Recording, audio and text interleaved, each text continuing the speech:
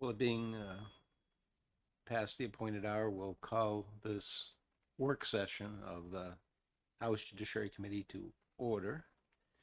And perhaps Representative Horgan, would you like to lead us in the Pledge of Allegiance today? Allegiance to the flag of the United States of America and to the republic for which it stands, one nation under God, indivisible, with liberty and justice for all. Thank you.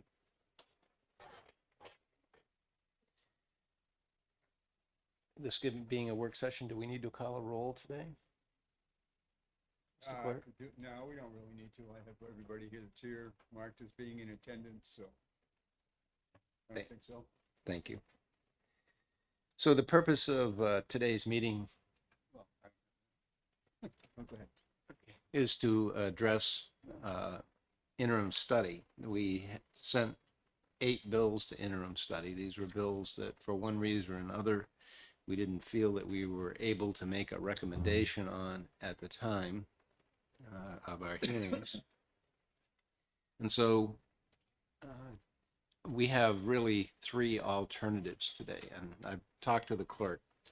The clerk tells me that our job is to make a recommendation on each of these bills as to whether we recommend for further legislation, we recommend against further legislation, or today, if we're not prepared to do either one of those 2 things, to establish a subcommittee and to do a further study on the bill. So I thought we'd go through the bills, each of them today. I think there's some that we may be able to make a recommendation on, and there might be some that we want to actually establish subcommittees on. And I've handed out a sheet which was prepared by our researcher, Attorney for us, which I really appreciate, which provides an explanation of each of the bill, or at least provides the committee report that we submitted on each of the bills that we sent to interim study. And we'll just go through them in order. The first bill is House Bill 124, adopting the Uniform Real Property Transfer on Death Act. Mr. Chairman, Yes? just for clarification, if we decide today that we're going to recommend no further legislation on a bill, can we take that as dispositive action today? I believe that we could take that as dispositive action today. No? Excuse me, but we don't have a quorum. Okay, do we need to have a quorum?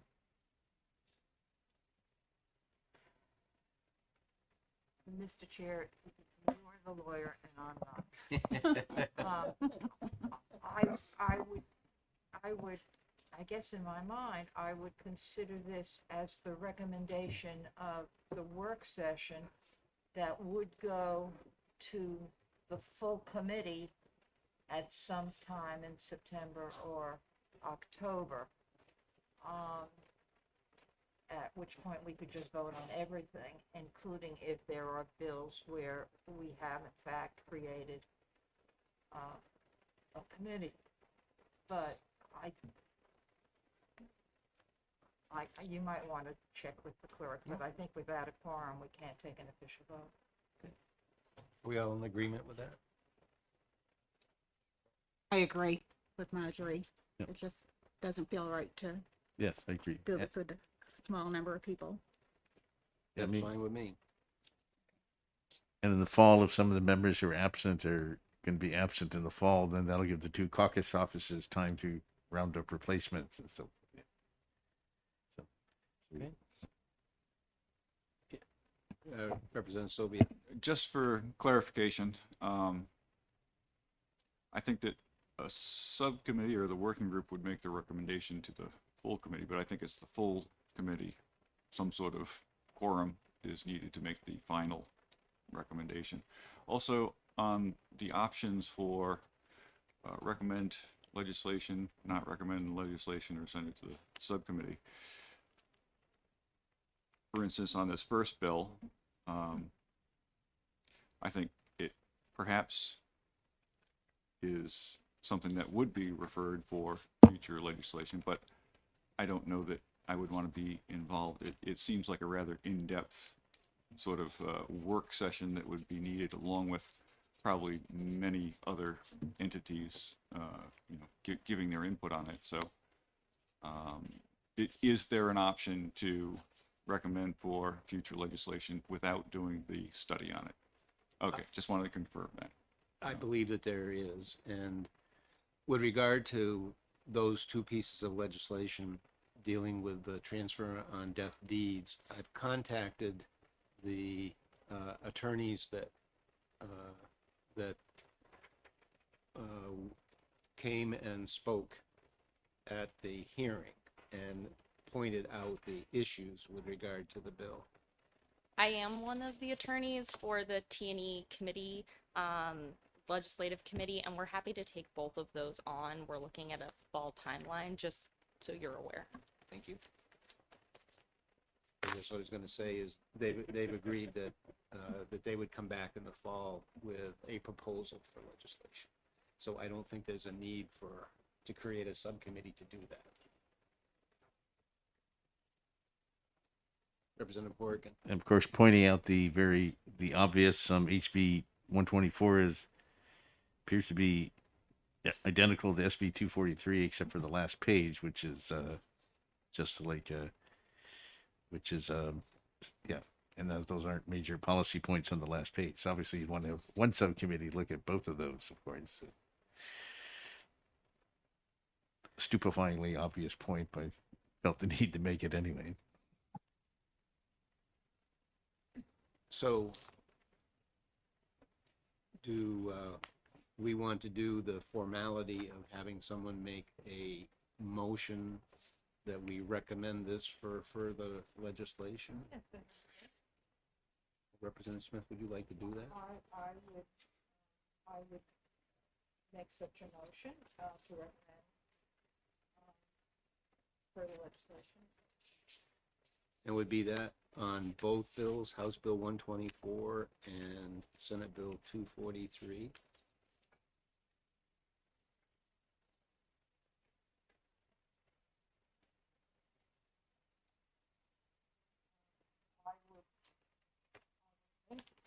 So I guess I would rather, since they appear separately on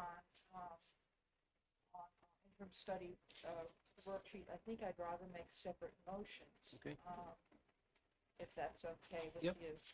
That's fine with me. Is there a second to Representative Smith's motion? Seconded by Representative Sylvia. And I'd like to speak to it for just You- 30 seconds. you if I can. could.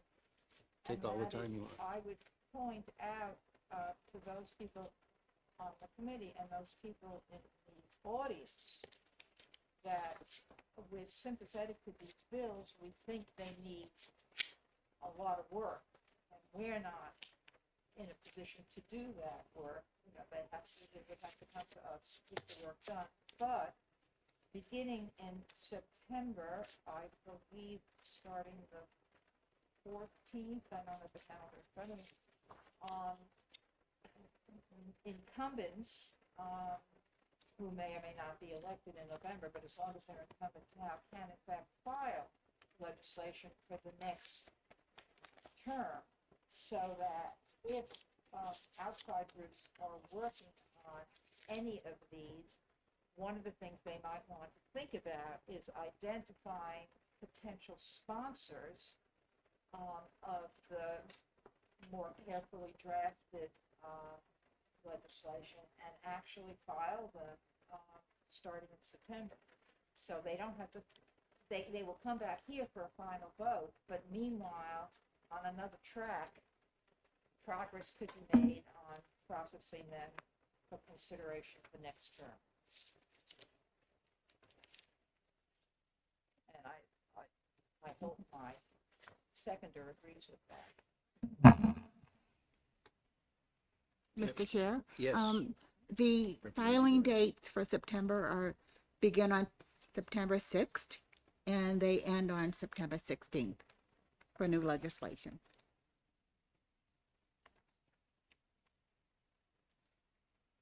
Is any other discussion on the motion? And the motion is to recommend House Bill 124 for further legislation. Do we need a roll call, Mr. Clerk? I don't think we do, since it's just a work session and, all we're gonna do is make a recommendation to the full committee. So I think a show of hands or nodding of the heads would be sufficient. All those in favor, raise your hand. All those opposed? Right.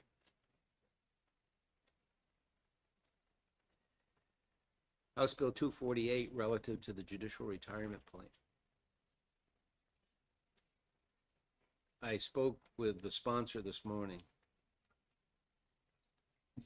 Representative Lynn, and he did not indicate that he felt that there was a continuing need for legislation in the matter. I'd be happy to make the motion. Not recommended for further, Is there- for further legislation. And is there a second to that? Seconded by Representative Wolper. Any discussion? Just in terms of background, as you may recall, when it first came in, there was a discussion with regard to the need to do a further actuarial study to determine what the effect of the change would be. And the concern was the amount of money that currently the state or the court really is contributing towards the plan and whether or not that was sustainable. I think they did the actuarial study and found out that it didn't really make that much difference in terms of the state's contribution. So I think that there wasn't a continuing interest in pursuing this. So we have a motion on House Bill 248, that motion being not recommended for further legislation. Any other discussion? All those in favor, please raise your hand. All those opposed, please raise your hand. 7 to 9. House Bill 379 relative to electronic notice.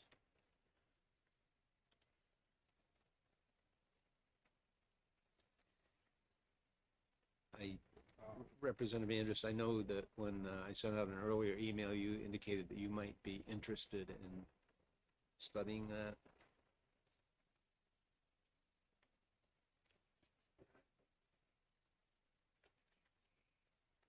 Yeah, I'm very much interested in the right to know law in New Hampshire.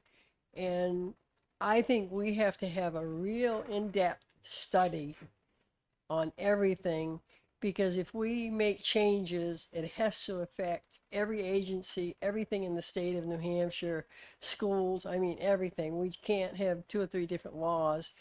And we have to make sure that when we're done, every citizen in the state of New Hampshire has a way of receiving notification, and many don't have electronics. So I think we have to figure out what we really want to do, because we have to consider every person in the state of New Hampshire. Representative Wolper. So I totally agree in terms of the Right to Know Act, but this notice can go way beyond that, because there's all kinds of notices that are required in our state. And I'm not quite sure, even if we put something in the Right to Know Act, except for the purposes of this chapter, maybe we could avoid that. But when you start talking about like foreclosures and marriages, divorces, whatever, there's all kinds of these notices that have to be made public. And I personally just don't think we're in a place where we could possibly avoid. The intent of this is to avoid the newspapers. And I don't see us even being in a place where we could seriously consider that. So I would just say, well, I guess I would recommend future action, but I wouldn't want to try and do a study committee for it.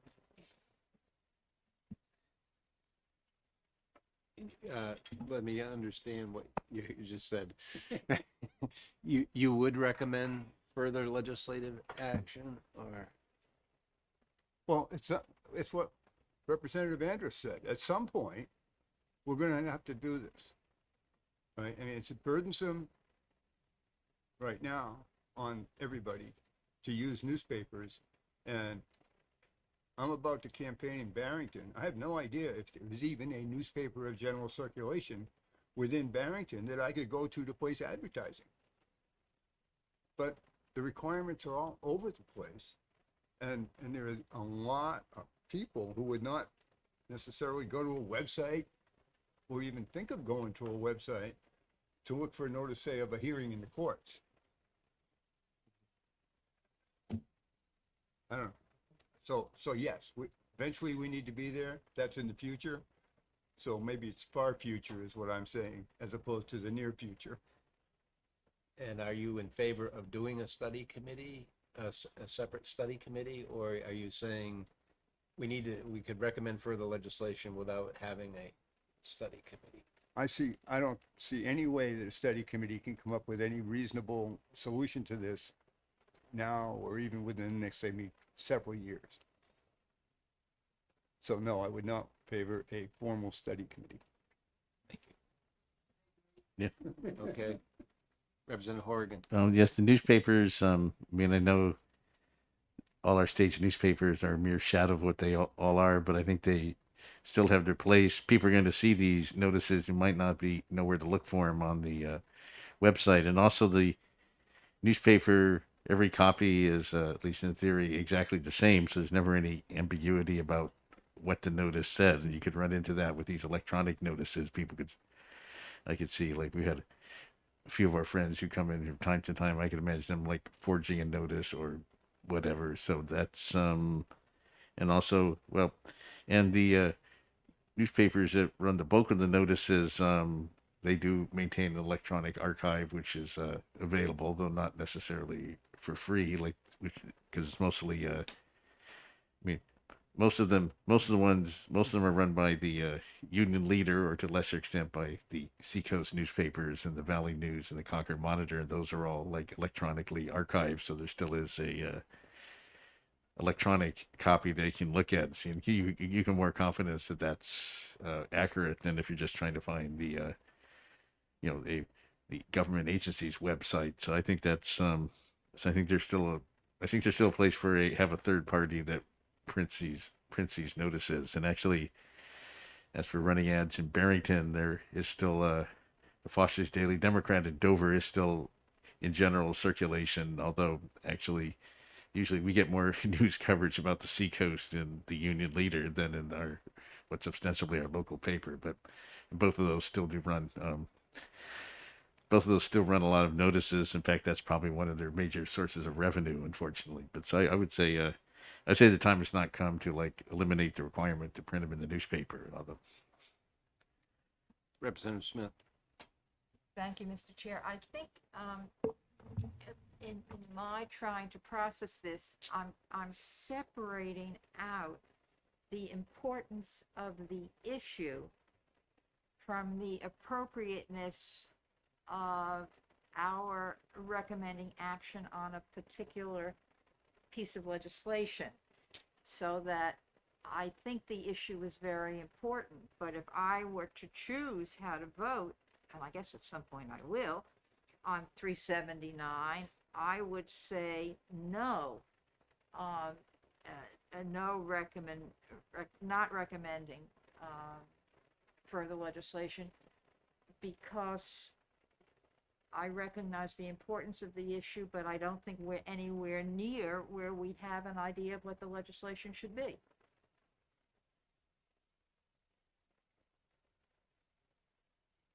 Yes. Representative Wolper. So it sounds to me like we have agreement on the situation, and the only question is, do we want to say yay or nay to future legislation? And so I would willingly vote no for future legislation, because that'll be taken as like future legislation right now. So I'd be happy to go on with recommend no future legislation. And if the chair has accepted that as a motion, I would second it. Representative Wolper having made the motion and Representative Smith having seconded it, we have a motion that we recommend, that we not recommend further legislation on House Bill 379. Any other discussion? I tend to agree with that. I think I think at some point in time, the issue needs to be addressed, but I don't think we're at a point where we can make any type of specific recommendation as to what that should be at this point in time. So I think the motion is appropriate. Any other discussion? All those in favor of the motion, please raise your hand. All those opposed, please raise your hand. The motion passes 7-0.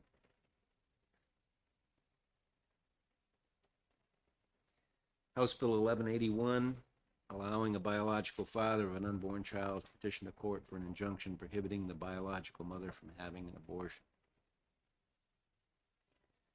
Representative Wolper, I know in our earlier emails you indicated that you might be amenable to having a study committee.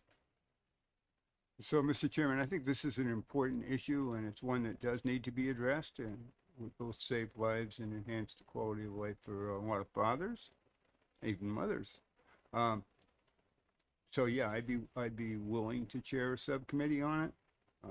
If the other members don't feel like there's any real benefit, or if the issue is too difficult, then I'll just work with the prime sponsor, and we'll come back with new legislation next year. Representative Smith? Thank you, Mr. Chair. While I completely respect my colleague's interest in the issue, I think that he just made a very valid point, and that is, in this particular situation, what might be the most appropriate is to actually work with those people committed to this issue to draft legislation to come before the future legislature, the legislature elected in November. And therefore, following the reasoning that we've tried to apply up until now, that as far as our current committee, it would be to not recommend further legislation, which clearly only means that the responsibility for pursuing the issue would fall with to those clearly committed to its future. Any other comments? Representative Sylvia? I think this is an interesting and difficult question. One of the things looking at the bill and starting out is this would be a petition to the family division of the court, which is I guess I have to avoid certain words. Let's say not functioning at an optimal level. And of course there would be questions of who is the father. So I think it needs further legislation, certainly needs study. I don't know that the committee will come to any solid ground on this. So I assume that the sponsors will come back with another version, and so I would lean towards indeed supporting future legislation. You would, I'm sorry, then you would I would support a recommendation of recommending further legislation. I don't know if the study committee will produce. It could. I'm not entirely certain I would want to be on it, but I would certainly want to accord those interested in pursuing it. Do you, Representative Wolker, can I, before I call on you to comment, do you know of anyone else who would like to serve on the committee with you? That's fair. No, Mr. Chairman, not, this is up to the other members of the committee. If any of them, if the study committee is going to be me, then we don't need a study committee. So that's my answer. But no one has stepped up to say, oh, I'd like to do on that with you, as I did for Representative McLean.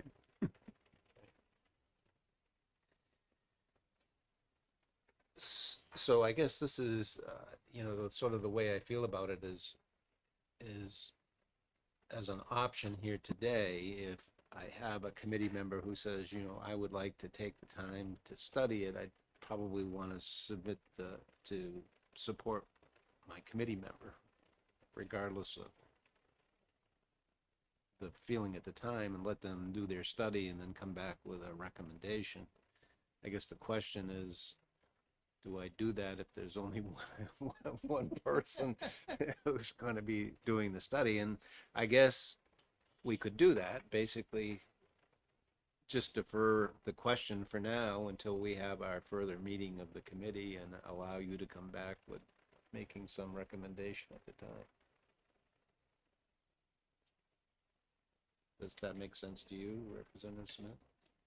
Well, I hear what you're saying, and I believe, as Representative Wolfer knows, despite our long-held disagreement on this issue, we have been very supportive of each other in terms of acting responsibly as legislators. If Representative Wolfer is going to look at this issue himself and with others who share his commitment to developing appropriate legislation, I think that happens outside of the current Judiciary Committee. And what we would see probably before we meet again to finalize the decisions that, or the recommendations that we make today, is the likelihood of draft legislation having been filed with OLS. So I don't think we need, I don't think it's even necessary or appropriate to have, to say that we are creating an interim study committee. It reminds me of what John Kennedy said when he had a gathering with Nobel Prize winners, and he said he thought this was the most incredible gathering of intelligence since Thomas Jefferson had dined alone. And in this case, Representative Welker can dine alone, figure out what to do, and then do it.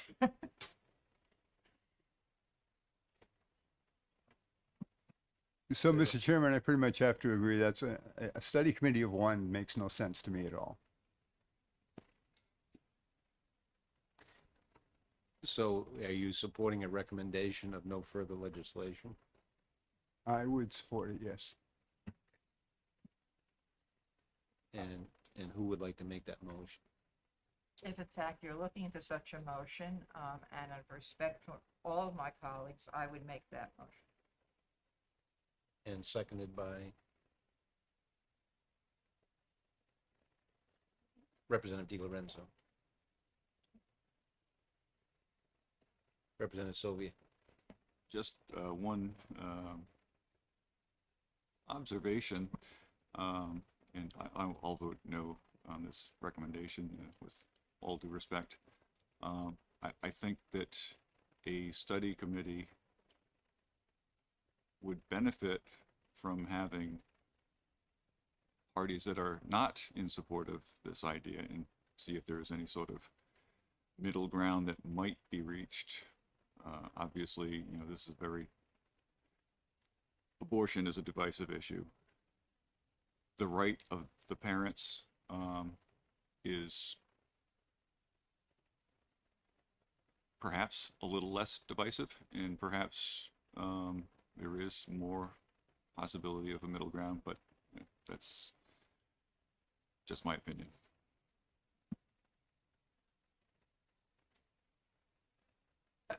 Yeah. Yes. Thank you. Representative, but you have just indicated, I thought, that you didn't want to serve on such a subcommittee. And I haven't seen anyone else who has chosen to be here today who has indicated. I'm not aware of anyone who has contacted either the chair or the obvious leader on this committee who would support this. And so, with all due respect, I think, you know, you're either in or out. And you can't be both. Although, as you and I know, we've frequently tried to have conversations about why individuals who don't believe in government at all nonetheless believe that they have the right to control a woman's body. But we can have that discussion another time. So it seems to me that you either have to step up to the plate and say, yes, you will work with Representative Welper and try to produce something that the full committee would accept when we have no obligation as a committee to write legislation. Either that, or you have to say it's an important issue and Representative Welper is going to pursue it on its own. Not worry about what you might say subsequently to someone who will ask you, well, so how come you didn't advocate for this? Thank you. Yes, Representative Wolper. So just to, there's no requirement that we have unanimous votes. Right.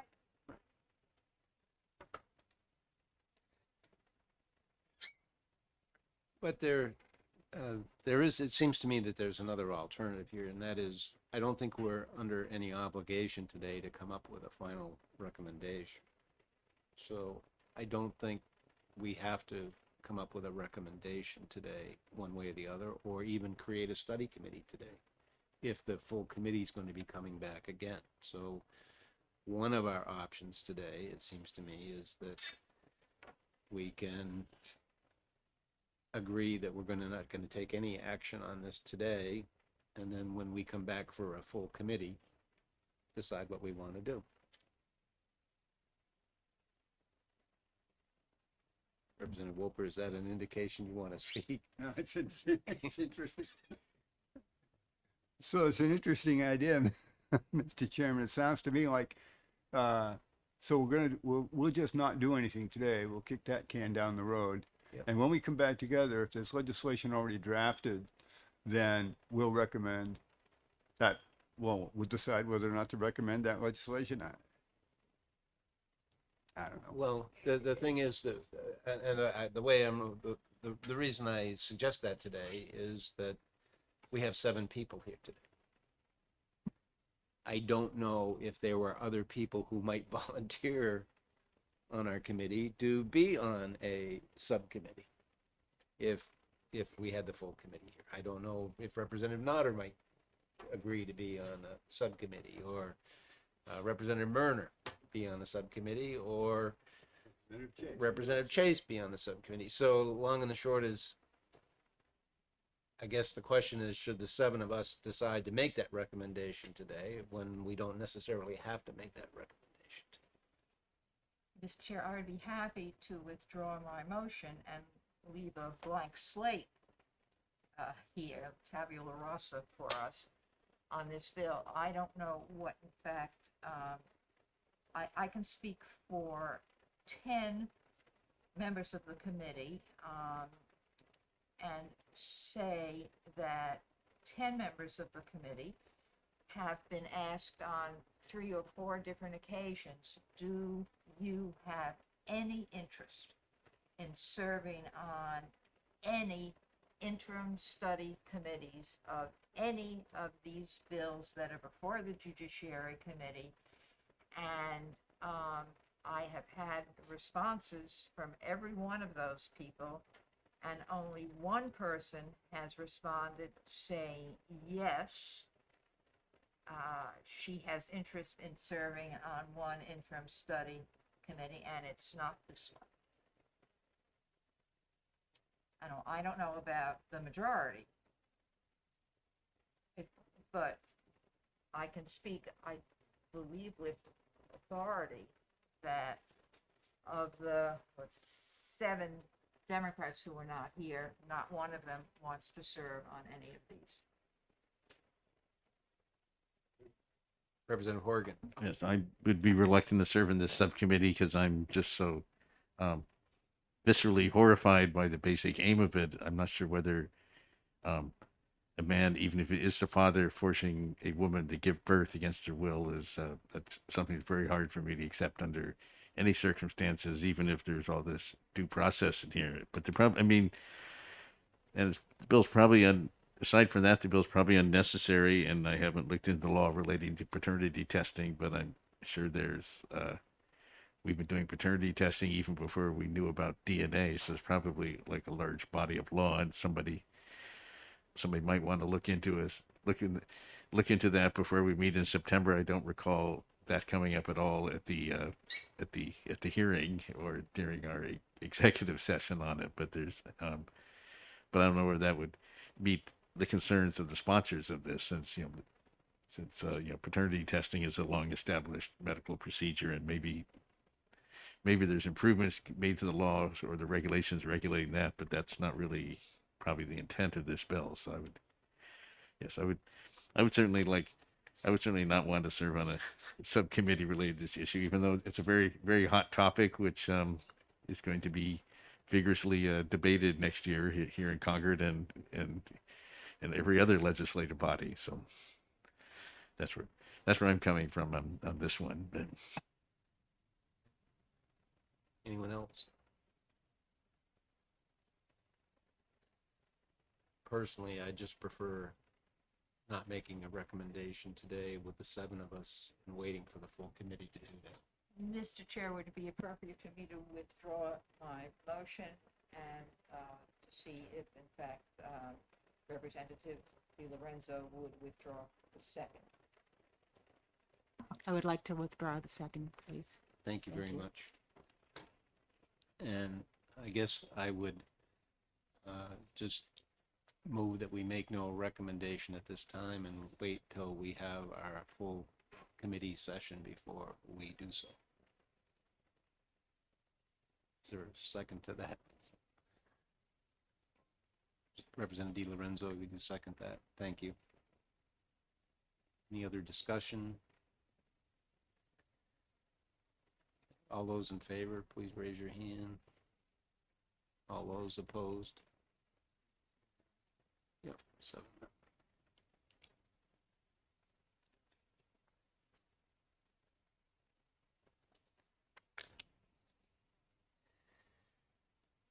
House Bill 1389, establishing a Superior Court land use review docket. I did talk to the sponsor again, who is Representative Lynn this morning. He's sort of, I guess the best way to describe it is sort of ambivalent about it, in that he sees the potential value of a land use docket.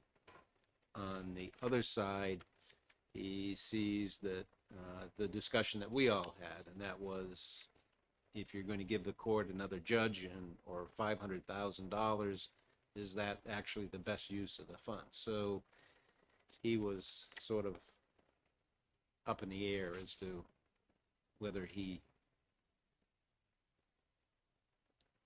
he didn't feel strongly one way or another as to what the committee did today, I guess is the best way to say it. Representative Smith?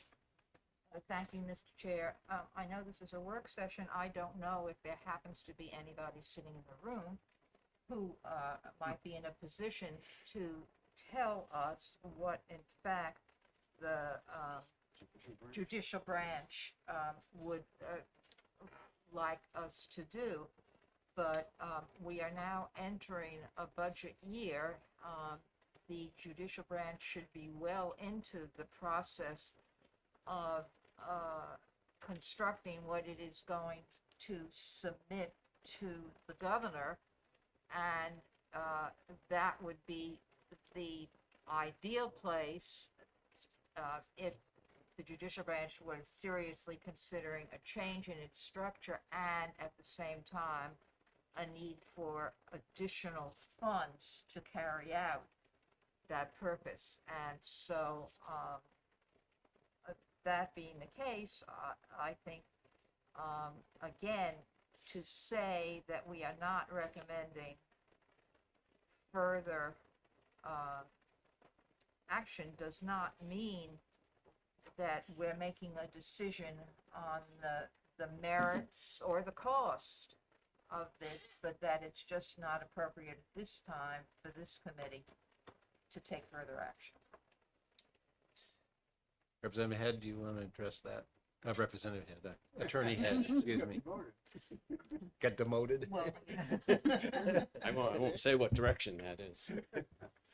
Good morning. Thank you. My name is Richard Head. I'm the Government Affairs Coordinator for the Judicial Branch.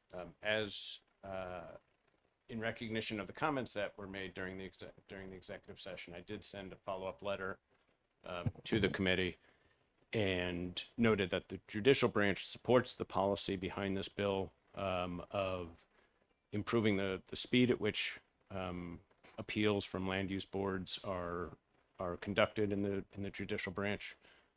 We do support the legislation for that reason. And I think similar to, and I can't say specifically, it's up to the Chief Justice, obviously, as to whether or not there's going to be a recommendation for the position in the recommended budget. But he does support this legislation, does support the idea behind it. I think similar to one of the earlier bills where there may be an expectation that something would be brought forward next session, it would be, I think, a helpful recommendation if the policy behind this bill of expediting the reviews by the Judicial Branch of land use appeals is warranted. I think a positive recommendation of future legislation would be helpful towards moving that along, without saying that you don't need to study it further, but I think it would be a positive policy recommendation in that regard if there was a recommendation of future legislation. I think that if it was a negative vote, I think that would perhaps be reviewed negatively if we were to try to bring that position forward. So I think a positive recommendation leaves at least that door open a little bit better for the Judicial Branch. Representative Smith? thank you very much for that information. It's very helpful. Can you tell me if the judicial branch went through a process in which they decided that given the caseload that they have across disparate areas and the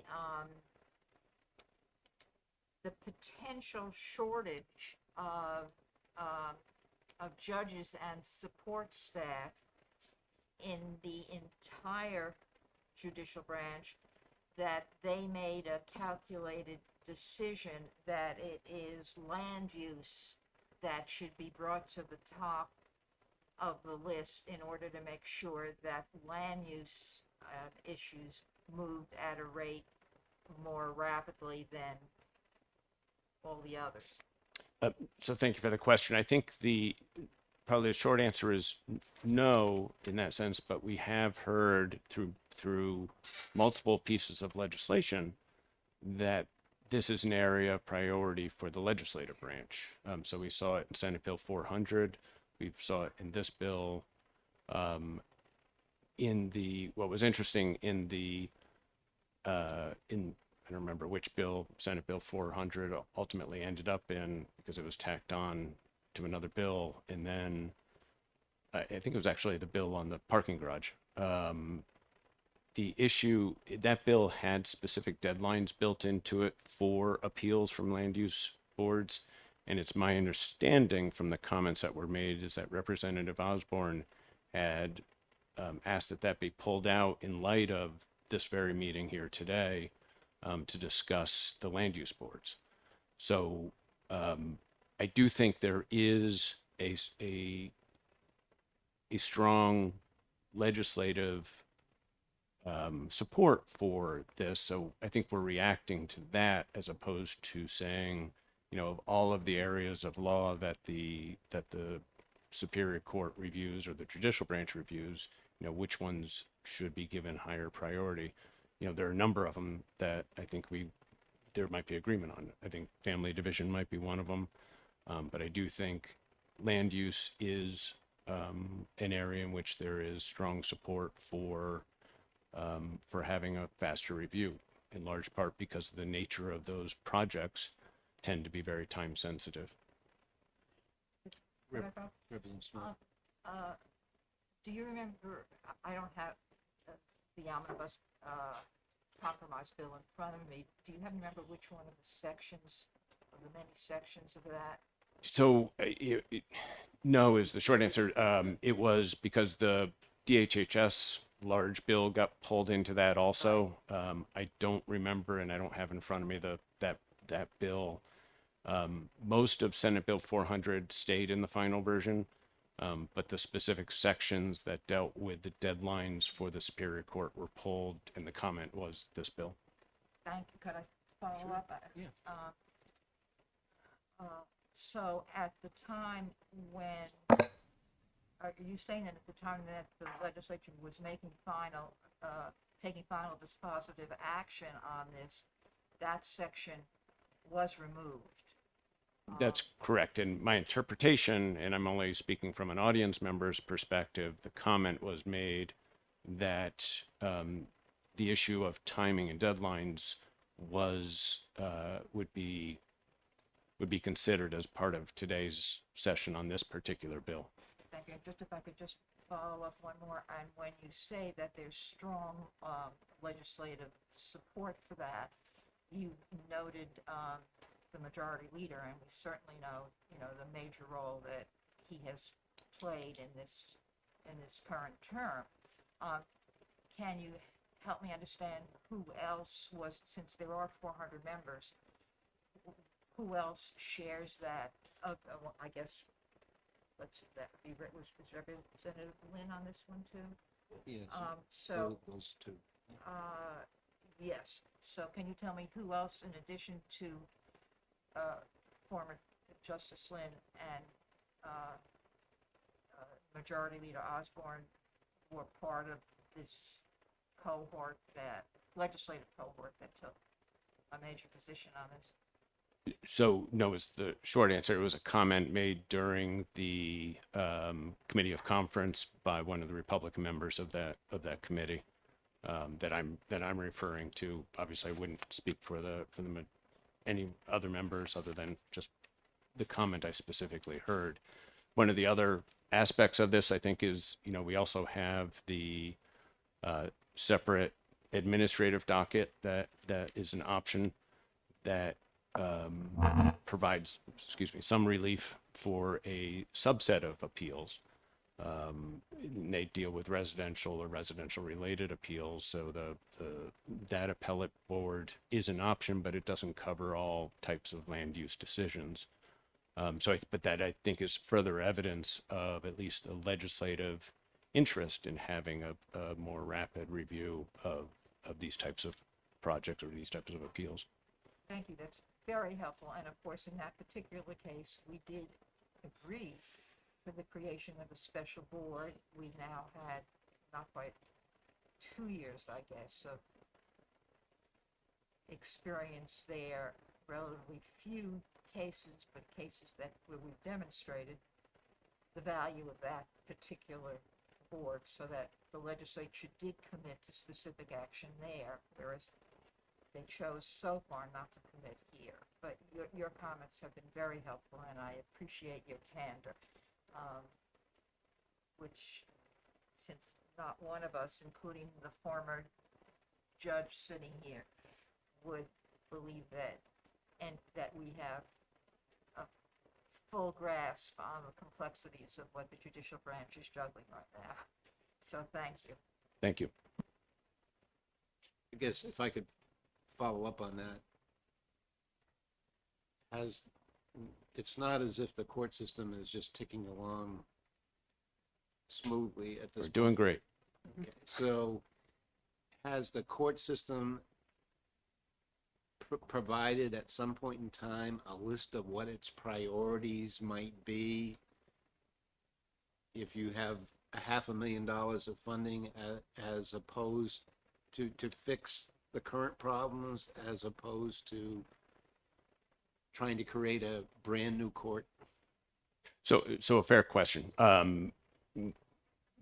One, I don't think we're creating a brand new court. We're creating a subgroup within the existing court that would be a particular docket similar to what we have for commercial disputes. We do have in process, more directly to your question, a time study with the National Center of State Courts. That data is expected to be complete, or that report's expected to be completed by midsummer. I think that will also be helpful, certainly for the judicial branch in identifying areas of priority, and would be, I think, instructive to the legislative branch also. So I think from our perspective, we are waiting for that data to come in a final form so that we can identify where there are specific areas of need. So I do think, there is a larger discussion that's going to be had in the context of the budget where those priorities are going to be identified. And I think the Chief Justice will be doing that work over the summer with some of this data. I'm only suggesting that one of those areas, I think, of evaluation and examination will be land use appeals.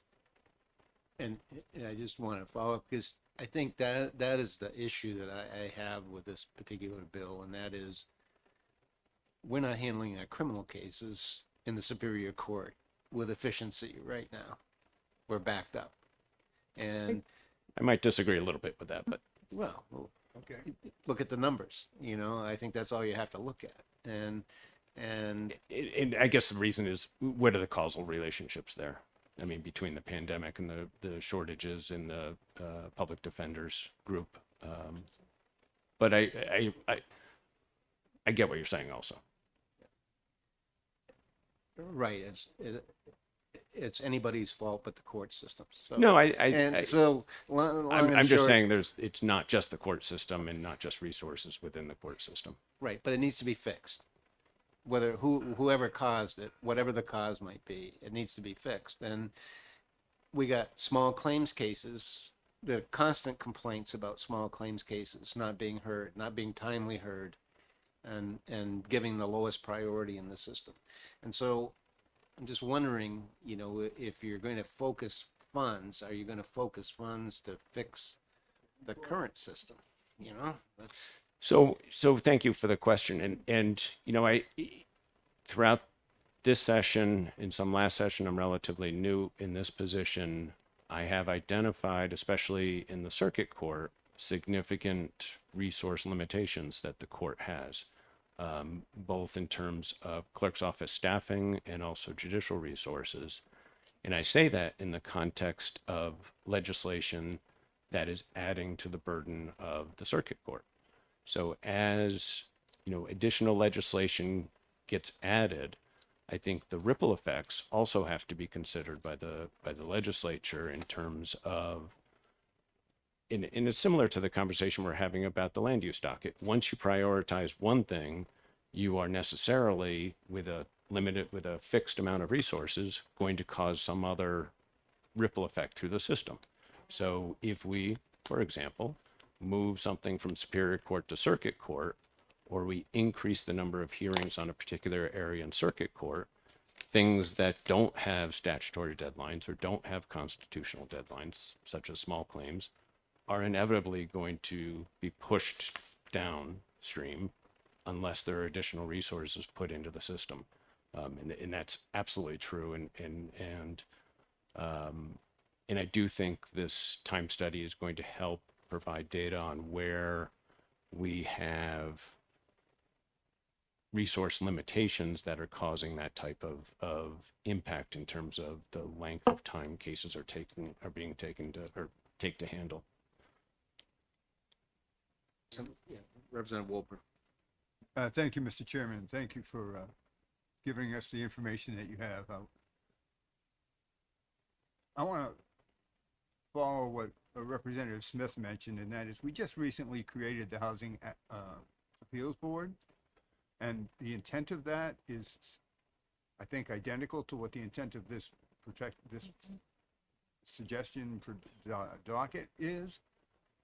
I think we'd be better served to just let the Housing Appeals Board work for another year or two before we even consider a docket in the courts and the complications that come with that.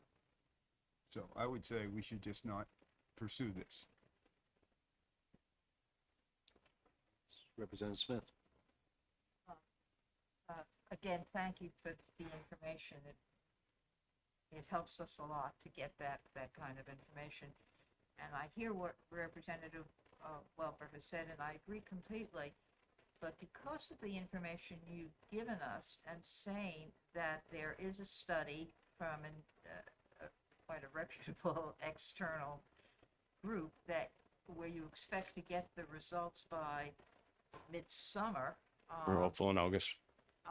then I wonder if it would be appropriate for us to take the same action here that we did on the previous bill and not reach any decision today, understanding that it is conceivable that when that report comes back in mid-August, assuming that it's not confidential and can be shared with this body, we might have just that piece of additional information that could help us make a better informed decision when we act in the fall. I have no particular objections or concerns about taking that approach either. I would just add one other comment that, if the recommendation is to not, ultimately, whether today or be down the road, to not recommend further legislation on this bill, I would have some concern if there were legislation next session to statutorily impose new deadlines on the court without additional resources, similar to the conversation we've been having. So similar to what we saw in the Senate bill this session, essentially creating very tight deadlines on court review of land use dockets without relief such as this creates the problems that we see that the chair was talking about, where, okay, something is going to get pushed downstream. So I think that's the sort of balance in terms of the recommendation.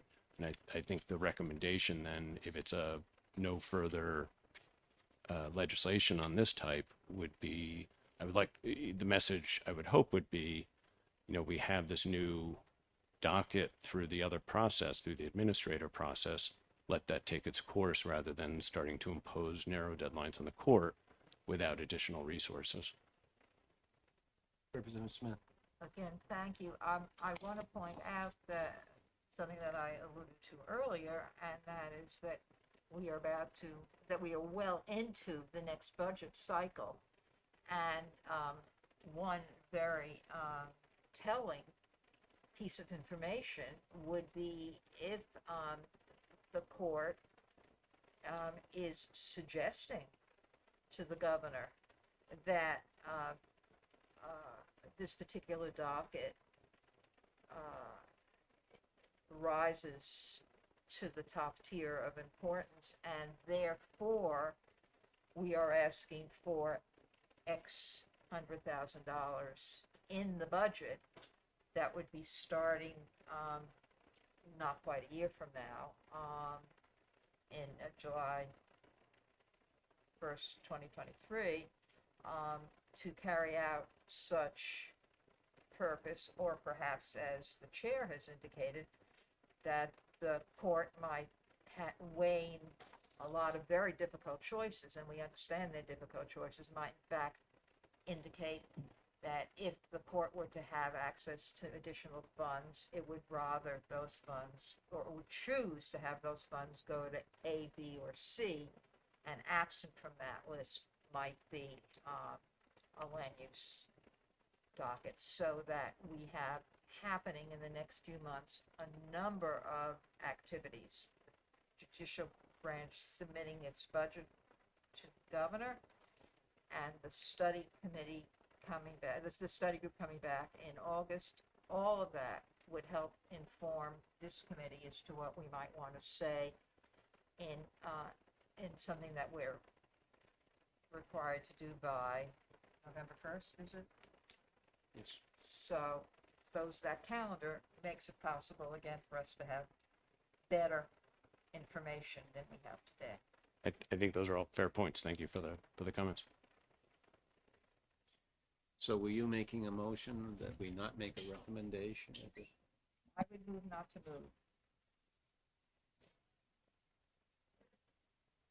move. Moved by Representative Smith, seconded by Representative Sylvia, that we make no recommendation at this time.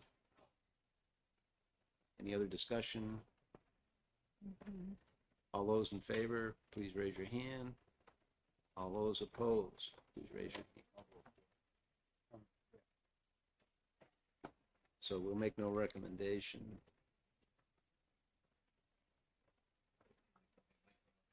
I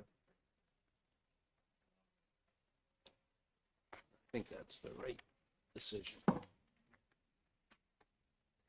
Next one is House Bill 1435, relative to the right of a victim of domestic violence to have a support person present when testifying or being deposed.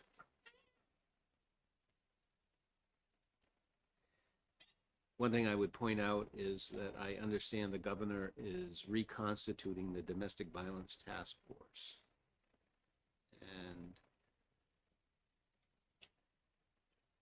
And it, we might want to defer to them as to what they believe the needs are, as opposed to us making a specific recommendation.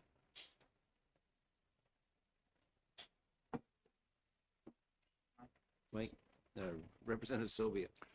So I briefly looked at the bill, which is very short. In fact, it's probably shorter than the committee report. But it has, I think, problems that are insurmountable in its current state. So I would certainly propose not recommending further legislation, and let's see how the task force suggests solving the problem.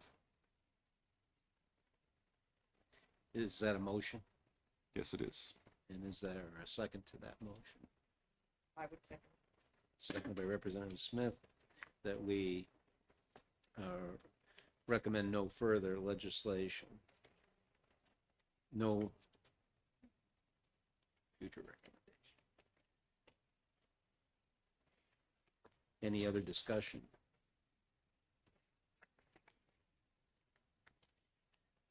All those in favor, please raise your hand. All those opposed? And I think that was 8-0. Welcome, Representative Langley. Thank you.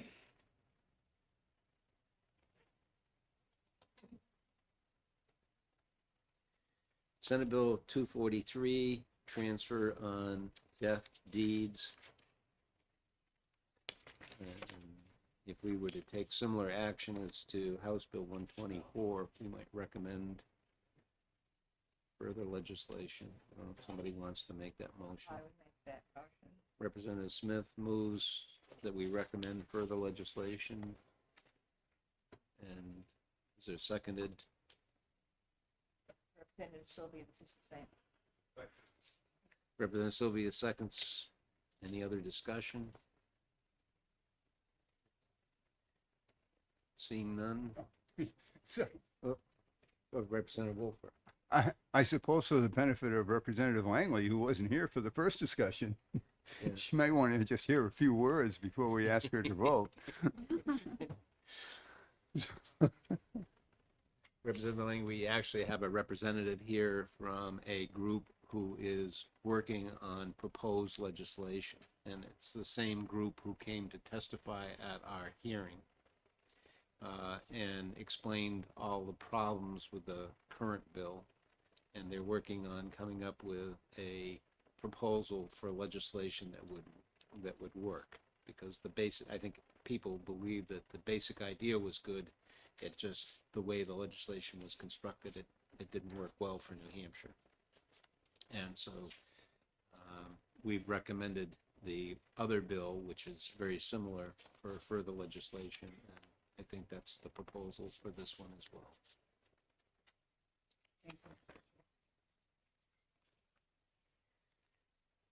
Okay.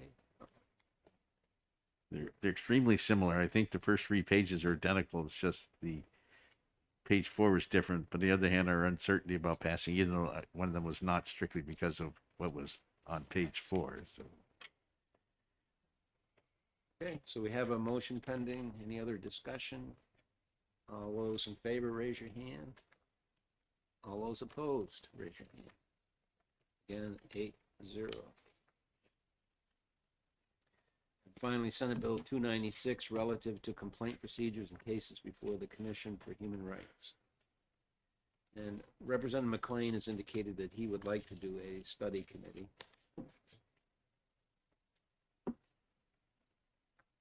And I think Representative Wolper's indicated that he'd like to be on the committee, and Representative Simpson.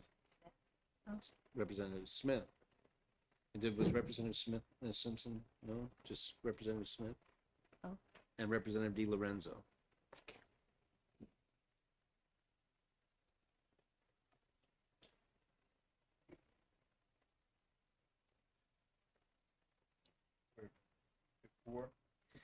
McLean, Smith, Di Lorenzo, Wolper. Any others? Did Representative Simpson indicate that she wanted to be on the committee? Do you know? All I can, and we can double check with her, all I can say is that she told me no, but she might have changed her mind because Okay, you're such a persuasive leader. no. And I'd be happy to double check with her when this is Okay. over. So are we in favor of having a study committee? Yes, yeah.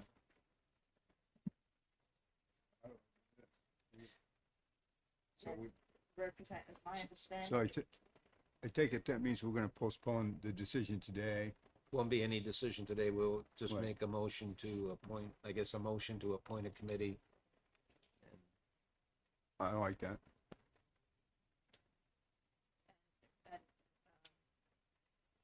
Mr. Chair, my understanding, I see you have a calendar in front of you, is that Representative McLean has in fact put in the calendar a meeting of a work group. Optimistically, he put in the calendar a meeting of a work group for next Wednesday, the 15th at 10 1 o'clock. p.m. Oh, 1 p.m., yeah. And he did that because he wanted to make sure that as much notice as possible was given to the myriad people in the community who would be interested in helping shape the work of this subcommittee.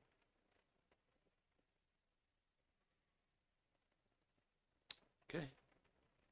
Somebody like to make a motion that we form a committee? Or do we need to have a motion, I guess? I guess that we should. Representative Wolper, So I move we appoint a study committee. seconded by, I would be happy to second it. I would be happy to second. and other discussion. All those in favor, please raise your hand. All those opposed, raise your hand. And Mr. Chair, am I correct that,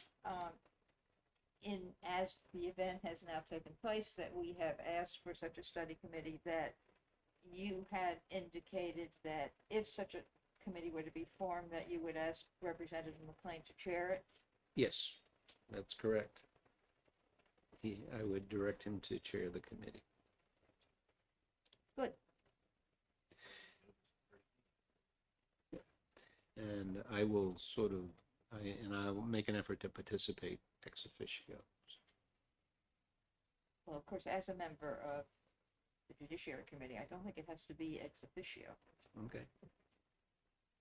Any member of the Judiciary Committee is free to come. It's just that there are core people Well, who are, all the sessions are public sessions, right.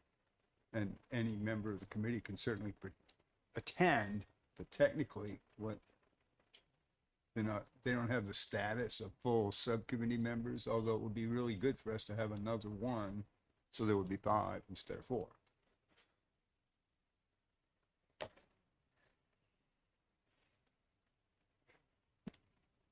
Then I'll sit in on the committee.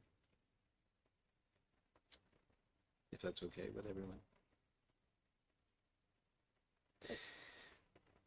Okay, I think that concludes our work today. Is there any other business we need to address? Just like to note that all our votes were unanimous today, and that's much appreciated. It's a great committee working together. And then, Mr. Chair, as a full committee, we have only one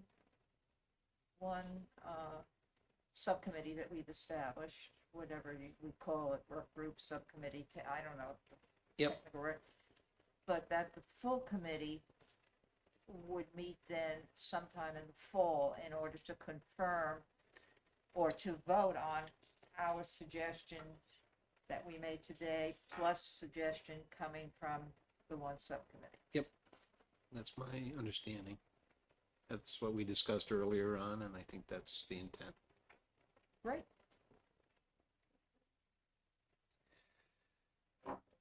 Okay, Right. hope you all have a good summer. Mr. Chair, Yes. it's Diane. Obviously, I apologize. I made a mistake. I obviously thought the meeting was starting at 10. So my apologies to the committee. No apology necessary. Representative Langley, we're always glad you're here for whatever you're doing. Right, thank you for coming. Some of us would say that the mistake was on the part of the chair for scheduling it at 9 instead of 10. I would second that. Yeah. I left the house guest sleeping. Yeah, I had to check my calendar 3 times. I opened the official calendar. I said, no, it can't be 9 o'clock. yeah. Well, I like to get other things done during the day.